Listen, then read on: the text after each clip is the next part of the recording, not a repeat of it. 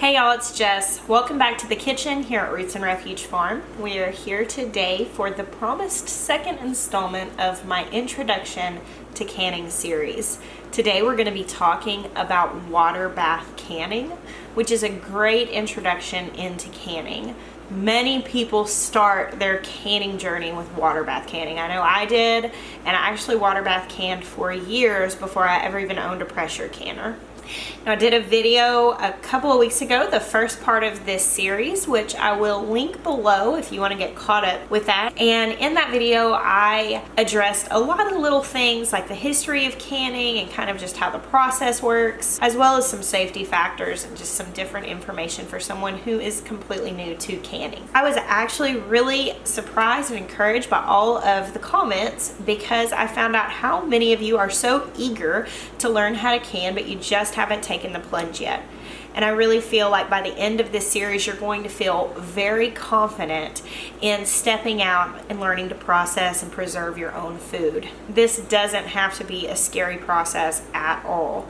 These are great skills to have that you can learn no matter where you are in your journey to become more sustainable. You can can your own homegrown produce or things you get at the farmer's market. You can can berries you pick while foraging. Or if you're wanting to learn and you're not in a position to do any of those things, you can can produce that you buy at your grocery store. It's a great way to save money by, for instance, buying berries whenever they're in season and on sale and putting up enough jam to last you throughout the year. Overall, this is a very, very valuable skill to have. And like I said, water bath canning is a great foray into the world of food preservation. So let's talk first a little bit about the tools you need. I am a big believer in making do with what I have. I don't have a lot of space. My kitchen is not super big and I don't have just a ton of storage space.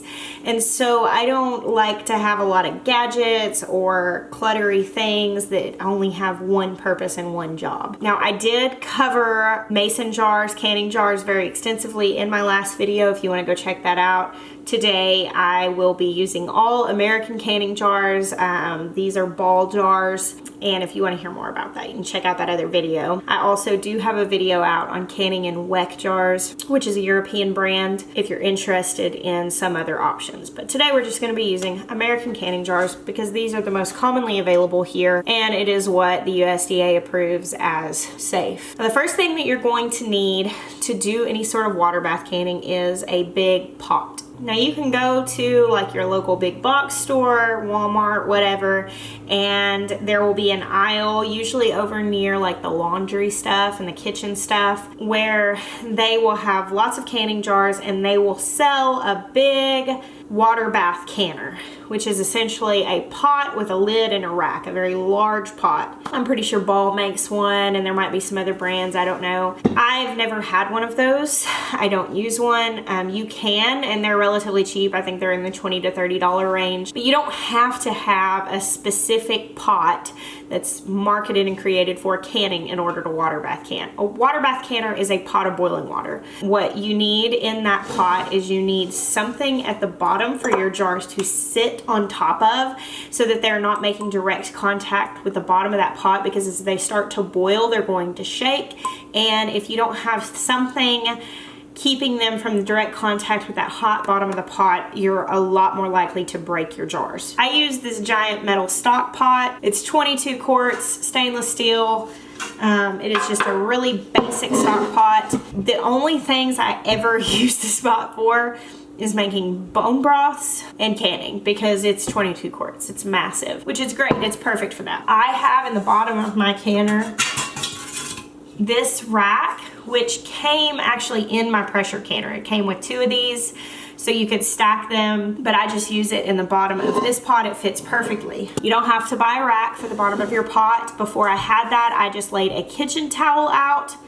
I've also seen where people will take canning rings, and they'll put a layer of those along the bottom of their pot to set their jars on top of so that they're not in direct connection. You can use a trivet that you bought at the store, like a silicone one that's not going to melt, that can handle the heat, or a metal one. You can just get creative to put something in the bottom of that pot. It doesn't have to be a product that was specifically sold for the sake of canning. All you need is some sort of container that you can put a rack of some sort on the bottom of, some sort of barrier between the jars and the bottom of the pot, your jars, and then to have at least an inch worth of water on top of your jars, and then enough space above that water for it to boil without boiling over. Sometimes if I'm doing a really small batch and I'm just doing a few small jars, I'll use a smaller pot so that I don't have to wait for this big giant one to come to a boil. It doesn't have to have a lid, whichever size you're going to use. Whenever I'm figuring out a recipe and I'm kind of in my mind thinking, what jars do I need to get ready for this recipe, I just kind of roughly look at the amount of cups that the recipe calls for. For instance, if the recipe calls for 5 cups of fruit and 7 cups of sugar, then I know I've got roughly 12 cups of product. Once it all melts down and stuff, I might lose a little bit of that volume, but I think of my jars and I get ready jars for around 12 cups. With your jars, you have to have new lids so that the seal is new and so that they can properly. So you can have reused jars, reused rings, always have new lids. They sell these in 12 packs in little boxes, again on the canning aisle. There are some other specialty products that are sold by manufacturers like Ball that make canning a little bit easier. A wide mouth funnel. There is a really good one on Amazon that's metal. I've got this plastic one that came in a Ball kit. A lot of times if you'll see like a canning kit, it'll come with a funnel, a jar lifter, which this makes it easy to pick these jars up in and out of your pot without having to touch them, because obviously you're going to be dealing with glass jars full of contents that are boiling hot. You're not going to want to touch it. This is a really good tool to have. Mine's broken. Part of the handle is broken off, but it still works. This is something that usually comes in those home canning kits, which this is a little magnet thing, and I'll show you in a little while that you simmer your lids to sterilize them before you place them on your jars, and this allows you to get those out and place them on your jars without touching them because they're hot, and also because you don't want to contaminate them. This isn't absolutely necessary, but it does make a job that you're going to have to do in canning a lot easier. And then I've got here, somebody gave this to me at one point. You could just use an oven mitt. This is like a little jar lifter. It's essentially just something for you to move your jars around with to be able to handle, because they are going to be hot. I use this, and I also just use, like, I have like a glove oven mitt type thing, and I'll use that too. You just need something to be able to handle these hot jars with. Obviously a towel would work. You don't have to have a special thing for that. One more thing that often comes with home canning kits is this little plastic thin tool that's used to get the air bubbles out of your jars. Mine is long since lost, but a lot of times I'll just use a little plastic kid's knife or a small thin rubber spatula to slide down in and release the air bubbles out of that jar, because you want to make sure you get all the air out of it. And that tool is a handy little thing that they've created for the sake of canning, but you can use something else. There are 2 types of canning that we're going to be talking about in this series. There's water bath canning, which is what we're talking about today, and there's pressure canning, which we'll get to in the next video. Water bath canning is a process where you fill jars with your contents of whatever it is that you're going to preserve, and everything is sterilized. Use a sterilized lid with a new seal, which is the sealing compound around the edge of that lid. You place it on, put a ring on to hold that lid in place, and you boil those jars for a certain amount of time. In the process of boiling, temperature is reached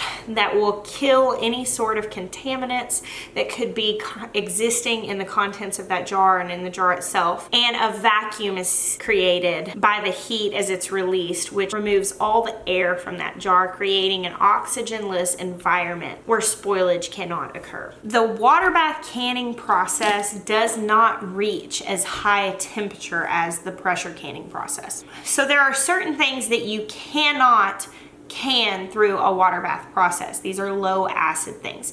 So the kind of thing that you're going to be processing in a water bath canner are things like fruits, fruit juices, jams, jellies, tomatoes, pickles, some salsas, relishes, chutneys, many pie fillings, but not all. You would do things like cherries or apples, pears, basically anything that's going to be more high acid. You would not use a water bath canner for pumpkin pie filling. That's the exception, or like sweet potatoes, anything like that that's going to be lower acid. You could water bath can vinegar, most condiments. Basically what you're looking at is this a high acid food? Water bath canning works for high acid foods because you don't have to reach as high of a temperature in order to make the environment in that jar safe, because the acid kind of makes up for what the temperature lacked, if that makes any sense.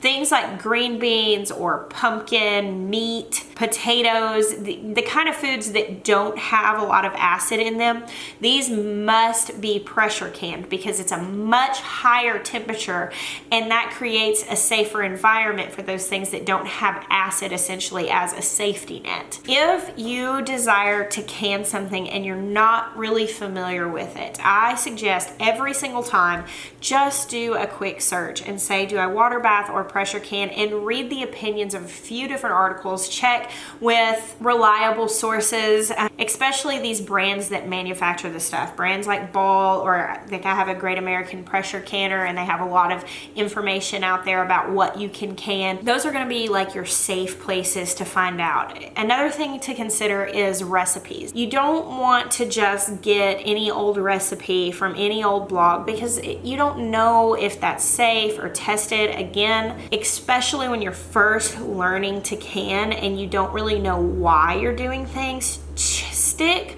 with the tried and true.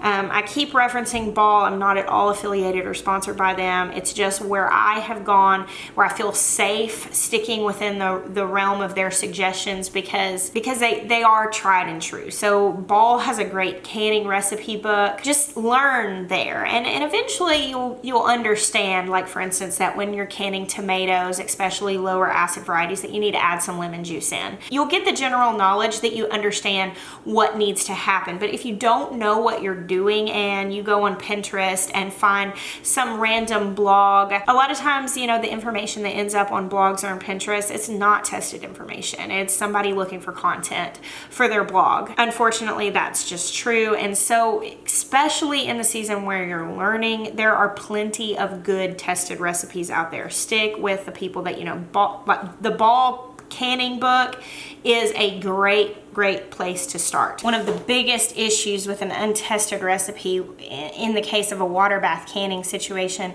would be one that didn't have enough acid in it to make it a safe canning recipe. So if you are doing any sort of recipe and they suggest added lemon juice or perhaps adding citric acid, and what you're doing whenever you're adding those acids in is you're creating an environment where the pH level is at a level that pathogens cannot survive. In the water bath method, as long as everything is sterilized beforehand and you are using a recipe with high enough acid that all of the mold, yeast, and enzymes that could cause spoilage in your food are going to be killed and dealt with, you want to handle everything sanitarily and use a tested recipe, and you should be completely fine. A couple of terms that will come up when you first start reading canning recipes are hot pack or raw pack.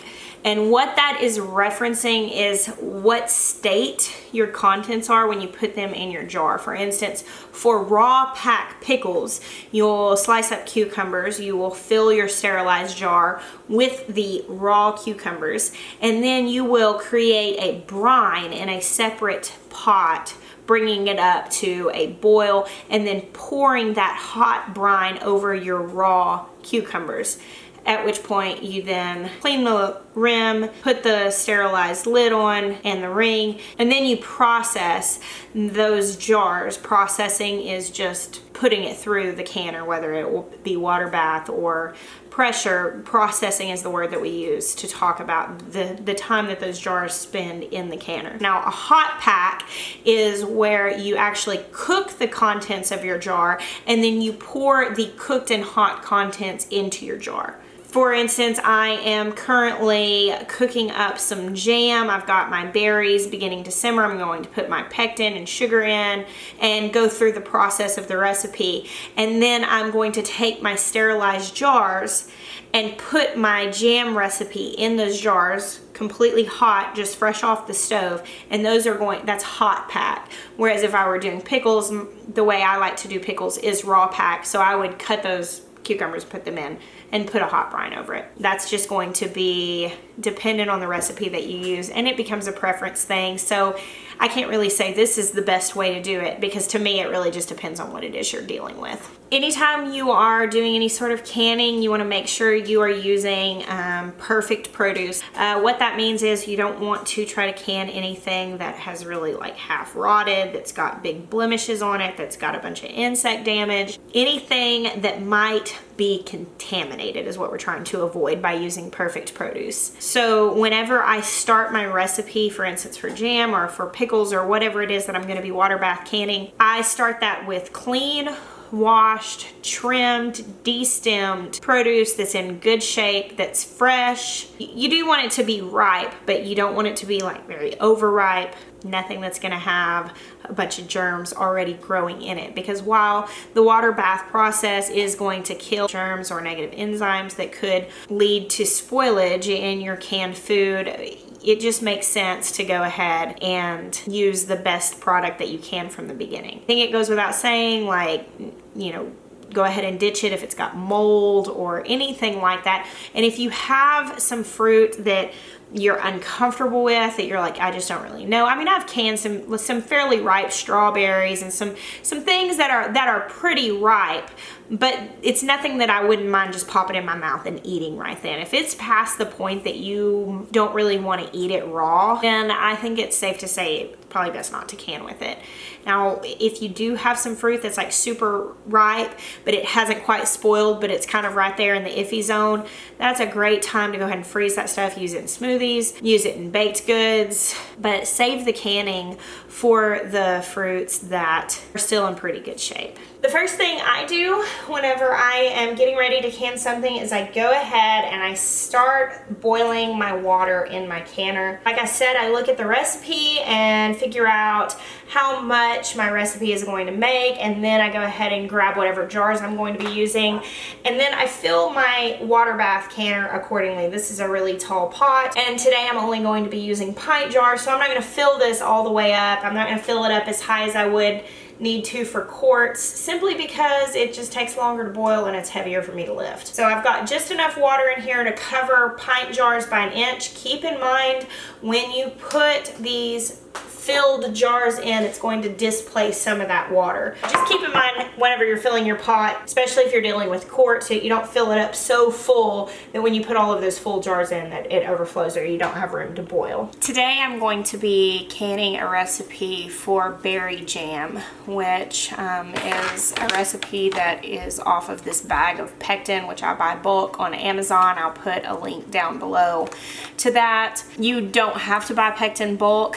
You can buy it in little individual packages at the store, but if you do very much canning, the cost of that adds up. This is cheaper. Now, Pectin, it has nothing to do with the safety of canning. You will see it sold with the canning goods because jam and jelly is a really common thing to preserve. Pectin is used in the process of making jams and jellies. Pectin is actually a heteropolysaccharide, which is a naturally occurring thing in fruits. It's part of their cell walls. It lends to their structure. And what we're doing in creating jams and jellies is we're adding extra pectin in order to make those things gel up. It's essentially just upping the structure of that mixture so that it will have the texture that we want in a jam or a jelly. Pectin has to be added to the right amount of sugar and fruit in order to do its job properly, and it has to be heated to 220 degrees for a certain amount of time so that it actually does do its job and gel up your mixture. This is another reason why you want to use tested recipes, because following a recipe to a T only to have your jam not set up is kind of frustrating. You can still use jams that don't set up as sauces. You can use them as flavorings for lemonade. You can find a use for them, or you can pop all your seals and try again. However, at that point you've ruined all those seals because you can't use them again. While my jam is cooking and coming to the point that it's ready to go into my jars, a lot of times early on in that process you want to go ahead and get your jars sterilized. Now you can do this one of a couple of ways. What I generally do when I'm just doing a small batch of something like this and I've only got 5 jars is I just go ahead and boil them in my water bath canner for about 10 minutes, which kills all of the germies and yuckies that might be living inside of these. Now if I'm going to be spending a day canning and I'm going to be doing a lot of stuff, several batches, I will load my dishwasher up entirely with jars and run it on a sanitization cycle, which gets it up to a heat that will kill everything, and that way I just leave them in the dishwasher until I need them. That way they're sealed, nothing is going to touch them, and they won't accidentally become unsanitized. Now today I actually am just now sticking my jars into the canner and my jam is done. So it's like, oh no, these aren't ready. It's okay. That jam will still be hot enough for me to pack in these jars as soon as these come out of the canner in 10 minutes. What you don't want to do is you don't want to say, okay, that's done, so I'm going to stick it in the fridge and then in 2 hours I'll come back and can it, because what will happen is you've got hot sanitized jars and cold contents, you put them in together and you're looking at a disaster because the temperature fluctuations will cause your jars to break. So I'm going to go ahead and sanitize my jars in my water bath canner, and in 10 minutes I'll pull them out and we'll put these contents in them. When you put your jars in your canner, either to sanitize them or to process them, you don't want them touching one another, because remember, they are glass, and in the boiling process they're going to do a little rattling and shaking, and they don't need a lot of space, but you don't want them to break each other. Another thing to keep in mind, especially if you're going to sanitize your jars in your water bath canner, when you lower these down and the water floods in them, be very careful. I like to do it a little bit at an angle, because what will happen is you'll get a big splashback, and I've been burned on my arm multiple times before not paying attention when I put jars in to boil them. So I like to kind of put them a little bit on the side and slowly lower them down in there so that it doesn't splash back boiling water on me. While my jars are sanitizing in the water bath canner, I get a separate small saucepan and just put a few inches of water in it, which I'm going to simmer and place all of my lids in that I'm going to be using for this batch of jam. Now this serves 2 purposes. One, it makes sure that the inside of this lid is completely sanitized, because remember, that is going to be a surface that is on the inside of your jar. And the other thing is simmering that lid softens this compound, and it guarantees that you have a more successful seal. So I'll take all these out and I'll just place them here on the stove top to simmer. Now I'll let these boil for 10 minutes, and then I'll just let those simmer until my jars are full and I need to get them out, at which point I'll employ my little handy dandy lid lifter magnet thingy doodle. You do not have to sterilize the little rings that go around the edges of your jars, because they are not coming in contact with any food. However, you want to make sure that they're not like gross or anything. As long as they're clean, they're fine. Some people argue that in water bath canning over 10 minutes, where the processing is going to be over 10 minutes, that you don't have to sterilize your jars or your lids, because they are going to be in the heat so long that it'll kill any germs. Now I know that that holds true in pressure canning, because in pressure canning you're talking about very high temperatures, usually for pretty extended periods of time. Now when you're making things like jams and pickles, a lot of times you're looking at 10 minutes in the water bath, which is pretty quick. When you get into things like tomatoes, a lot of times it's going to be significantly longer, 30-40 minutes. I still like to sterilize when using a water bath canner. To me, this is not a really difficult step in the process. I feel more comfortable with it. I mean, that's a decision you'd have to make on your own if that's a step that you decided to skip. But this just is a pretty minor process for my own peace of mind. All right, my jars have been boiling for 10 minutes. So I'm just going to empty them out and make sure that I get all the water out. Set them here on my counters. Now, one thing to consider, like I said, is you want to make sure you're not dealing with major temperature differences in what you're putting in your jar so it doesn't break. If you did sterilize your jars in the dishwasher and they've had time to cool off, what you'll want to do is right before you pack those, just go ahead and dip them in the boiling water. If they're already clean, just give them, 30 seconds or so in there so that they can warm up. And you're not doing that for the purpose of getting them sterilized. You're doing that for the purpose of getting them warm. So you're not putting hot contents into a cool jar, because those temperature differences can break your jar. Now I've got all of my jars here, and what I'm going to do is they're very hot. So I'm going to move them over here and use my clean canning ring. At this point, I would normally use a ladle, but I have 5 sons, so sometimes things are not where they're supposed to be. I don't know where my ladle is. And I'm just going to fill my jars up. Something you will see in your recipe, whatever recipe you're using, is the recipe should tell you how much head space to leave, which is referencing the amount of space from the top of your contents to the lid of the jar. Now, most fruits will tell you to leave 1/4 of an inch. It's a little different with tomatoes, and it's different with stuff that you're going to be pressure canning. And that little tool that I told you about that got the bubbles out that Ball has in their kits, it actually had a measuring thing on there that showed you how much headspace. I usually just eyeball it. This is probably just a little bit more than 1/4 of an inch, which is okay to have just a little bit more, but you definitely don't want to have less headspace than what they say. The main thing and the reason why you're told certain amounts of headspace is that it's considering how much space that you're going to need for the food in the process to bubble up or any sort of expansion. If you don't give enough headspace in your jars in the process of canning,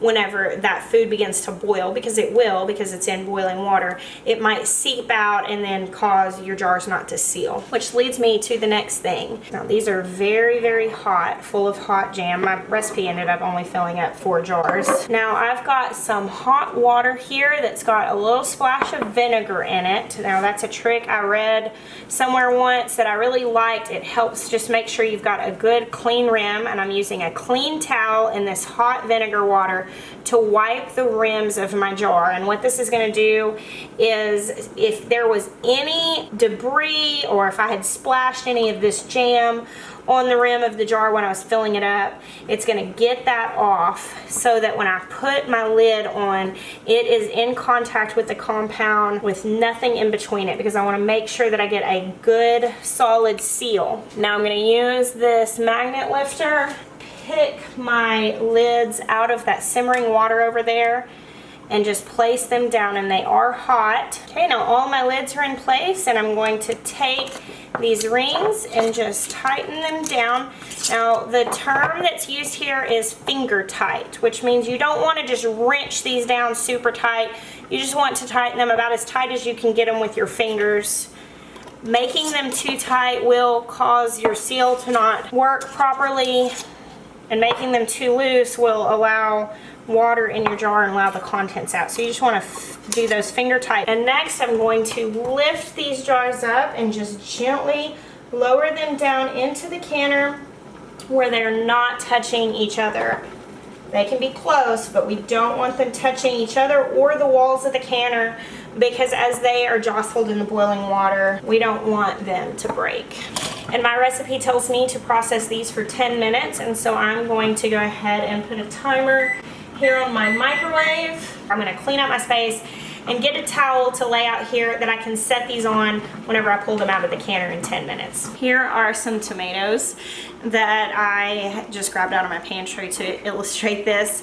But if you hear I'm pressing the top of this lid and there's no sound, it is completely tight down, there's no give, because that vacuum is created and it's pulling this lid down tight on top of this jar. Now here is a jar of pickles, which as you can tell is half gone. This is one that we've already broken the seal, and therefore this is not a canned product now. It was in the refrigerator.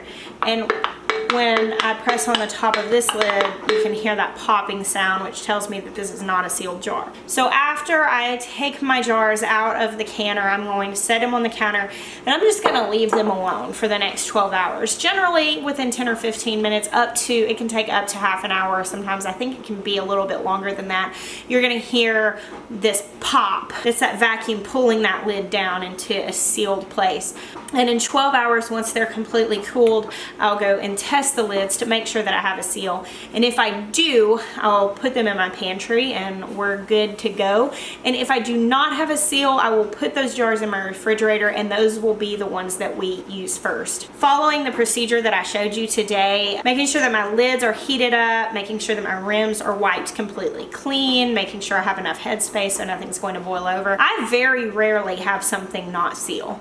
As in almost never. I can't think of the last time that's happened to me. Generally speaking, if that's happened, it was because I messed up on one of those things. Like I didn't have enough headspace, so it you know, boiled up, or maybe I didn't wipe it down well and therefore there was something there. But if you don't get a seal on your jar, you just need to use it as if it had just been a refrigerated product. When storing your canned goods, you want to store them out of direct sunlight in a cool, dark place. A lot of people will keep like a cellar for this. Everything that I've canned is just in my pantry. You do not want to stack your canned goods, even though they might sit comfortably on top of one another.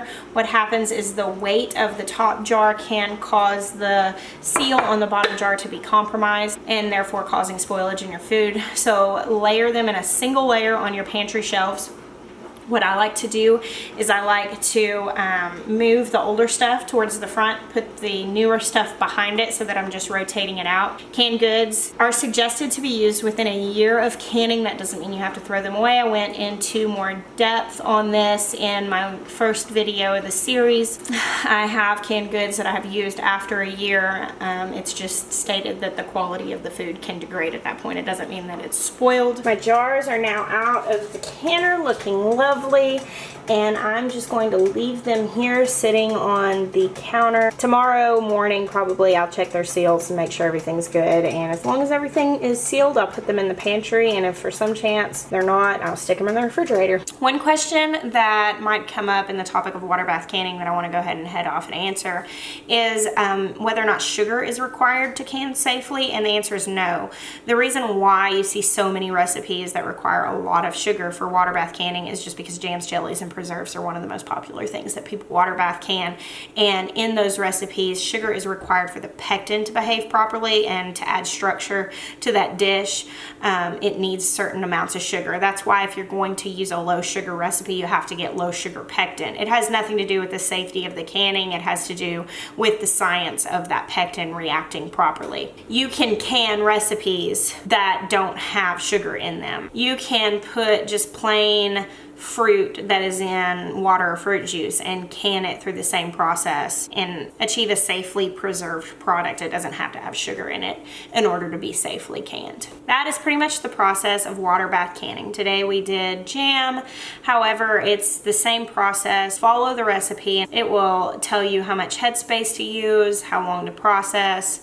And the main thing is you want to use good, healthy produce, you want to sanitize everything, and you want to follow the instructions of a tested recipe. Canning is not difficult. As far as food sustainability goes, canning is just a baseline skill that you need to know. Overall, it's just a really good skill to have. And if you're going to have any sort of garden, for instance, this year we had tons of cucumbers, so we put up all the pickles we could possibly want for the entire year. And those all grew and came to ripeness within about a 4-week period. There's no way we could have eaten that many cucumbers ripe. However, now, because of water bath canning, just like we did today, I've got pickles for the next year. I hope that you feel empowered by this. If you have any questions, I hope I didn't forget anything major, but if you do have any questions, just throw them down below. I'll try to keep an eye on it and get those answered promptly. And I will be back here in another week or two with the installment of this series on pressure canning, which I'm really excited about because pressure canning does open a lot of doors However, I do want to encourage you, if you've never canned before, water bath canning is a really great way to ease yourself into home canning and preservation, because you don't have to buy any really expensive equipment. You can make do with what you have. It's very simple. It's not nearly as time consuming. You don't have to baby a canner for very long. I mean, a lot of things that you water bath can are only in the canner for 10 or 15 minutes. So it's not a huge time commitment. It's not a huge financial commitment, and it does absolutely open a lot of doors. Oh, did you hear the can pop? That was one of the pops. It does open a lot of doors for you to be less reliant on your grocery store and more reliant on your own skills. Thank you all so much for watching. I do hope this helps you. I bless you. Until next time.